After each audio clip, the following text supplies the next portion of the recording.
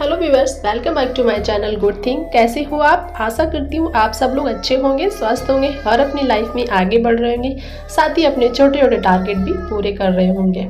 तो चलिए आज का सुविचार देखते हैं। दुनिया में सबसे कीमती गहना जो है वो परिश्रम है और जीवन में सबसे अच्छा साथी है आत्मविश्वास।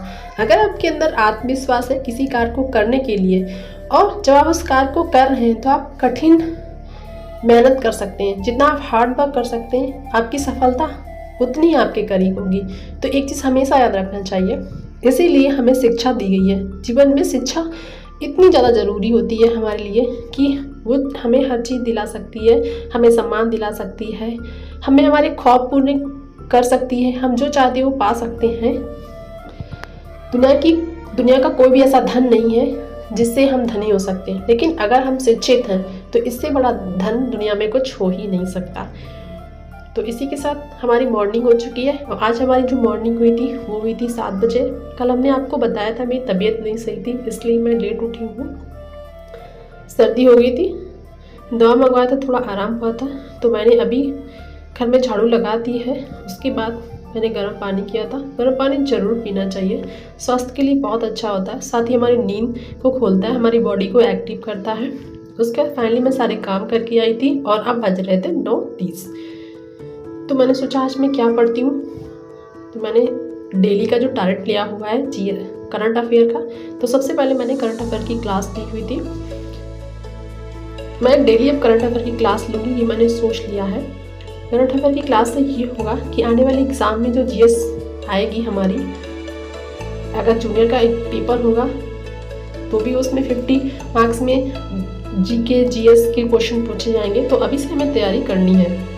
इसीलिए मैं डेली अब करंट अफेयर की क्लास ले रही हूँ। आज मेरा सेकेंड डे है और जो ये यूट्यूब चैनल जैसे मैं ले रही हूँ उसका नाम है नेक्स्ट एग्ज़ाम। बहुत ही अच्छा पढ़ाते हैं, 15 क्वेश्चन डेली होते हैं। आप अच्छे से पढ़ेंगे तो बहुत अच्छा स्कोर करेंगे। तो चलिए अपनी क्लास लेने के बाद आप लोगों से मिलती हूँ मैं।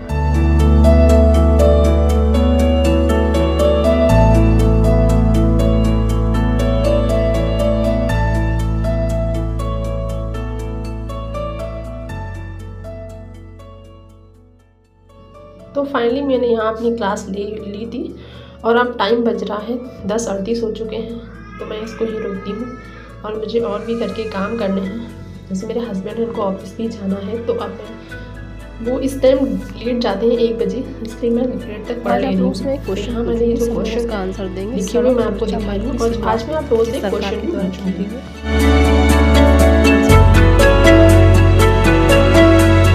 तो फाइनली मैं फिर अपने रूम को क्लीन करने आ चुकी थी, क्योंकि अब मुझे घर के सारे जल्दी जल्दी काम निपटाने थे 1 या 2 बजे तक।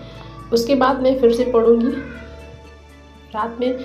आज मैं मॉर्निंग में जल्दी नहीं उठ पाई थी इसकी वजह से। तो फाइनली मेरा 1:10 पर सारा काम हो गया था और बस मुझे बच्चे को खाना भी खिलाना था। तो वही मैं उससे बोल रही थी मैं टीवी चला दूँगी, तुम खाना खा लो। तो इस तरह मैंने उसको समझा बुझा के खाना खिलाया। खाना खाने में बहुत परेशान करता है, लेकिन मुझे बहुत उसको खुद से खाना खिलाना पड़ता है, खाता तो नहीं है ये। तो फाइनली फिर मैं छत पे आ गई थी कपड़े डालने और साथ ही धूप अच्छी थी, तो मैंने सोचा यहीं बैठ के पढ़ूंगी, क्योंकि जुकाम की वजह से ना नीचे मन भी नहीं लग रहा था और बॉडी में अजीब सा दर्द भी हो रहा था। तो मैं फिर यहीं आ गई थी। हमने कहा यहाँ मेरा बच्चा अच्छे से खेल भी लेगा, उसको भी धूप मिल जाएगी और धूप में बैठना चाहिए, क्योंकि विटामिन डी हमारी बॉडी के लिए बहुत ज़रूरी होता है। तो आपको सर्दियों में धूप ज़रूर लेनी चाहिए 5-10 मिनट की। तो फाइनली फिर मैं अपनी बुक्स लेकर भी आई थी पढ़ने के लिए और यहाँ पर जो मैंने पॉलिटी सेशन था वो पढ़ा हुआ था। दोपहर के टाइम में सब पॉलिटी है, ज्योग्राफी है, हिस्ट्री, मैं इसी को पढ़ती हूँ। डेली मैं एक चैप्टर तैयार कर लेती हूँ, छोटा सा 5-10 पेजेस का होता है। घटना चक्र की जो मैंने बुक ली हुई है पिछले साल जूनियर शिक्षक भर्ती के लिए, तो उसी से मैं पढ़ती हूँ। जीएस पोर्शन जो उसमें पूछा गया था 15 मार्क्स में सब कुछ, तो बहुत अच्छे से दिया गया था। जितने भी एग्ज़ाम टीचिंग के हुए उसके प्रीवियस इसके क्वेश्चन पेपर हैं जो हमें एग्ज़ाम में हेल्पफुल देते हैं, तो मैं उसी से पढ़ लेती हूँ। इससे होता है क्वेश्चन भी तैयार रहते हैं, साथ ही मेरा रिवीजन भी होता जा रहा है। फिर फाइनली मैं नीचे आ गई थी। अब बज रहे थे 3 और 1 बजे मैं छत पे गई थी। तो मैंने 1-1.5 घंटे की क्लास भी ली थी। उसके बाद आधे घंटे मैंने बच्चे को भी खिलाया, उसका भी काम किया, कपड़े वपड़े चेंज किए उसको। फिर मैं नीचे आई थी, मैंने अपने बालों को सही किया, क्योंकि बहुत ज़रूरी है। अगर आप बालों को डेली नहीं खींचते हो तो बाल भी टूटने लगते हैं। फिर फाइनली मैं फिर से पढ़ने लगी थी। तो आज मैंने अपनी साइंस का कोई वो नहीं पढ़ा था, तो जो NCERT बुक से मैंने उसी से साइंस कंप्लीट की हुई है। यहाँ मैं घटना चक्र से उसके प्रीवियस इसके क्वेश्चन पेपर भी लगाती हूँ। तो अभी मैं 1 घंटे यही करूँगी, एक पोर्शन लूँगी, उसके प्रीवियस क्वेश्चन पेपर लगाऊंगी, साथ ही जो डिटेल से दिया होता है मैं उससे भी पढ़ती हूँ, क्योंकि वो एग्ज़ाम में ज़्यादा पूछा जाता है।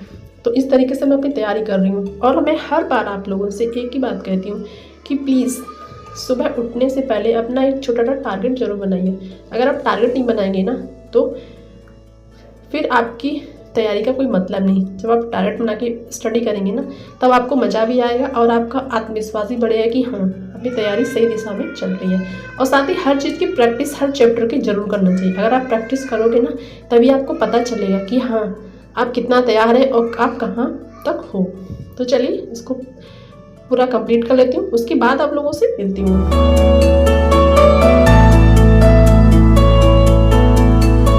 तो फाइनली ये ब्लॉग एंड करने का टाइम आ गया है।